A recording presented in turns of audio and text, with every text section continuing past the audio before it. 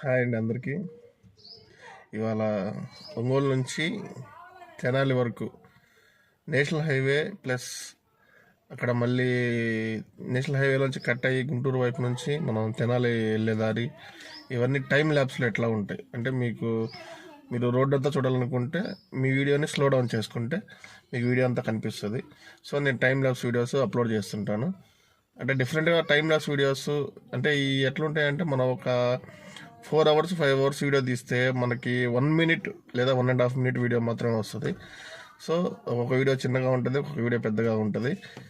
So time ల్యాబ్స్లో videos ఎట్లా ఉంటాయి plus మీరు ఇటువైపు ఈ రోడ్లో వెళ్తే మనం ఎక్కడెక్కడ టర్నింగ్స్ ఉంటాయి, ఎక్కడెక్కడ ఏమేమి ఉంటాయి మీకు స్లో వీడియో చేసుకున్నా లేకపోతే మీరు వీడియో పౌజ్ చేసుకున్నా కనిపిస్తాయి. సో కొంచెం నాకు సపోర్ట్ చేయండి. Thank you.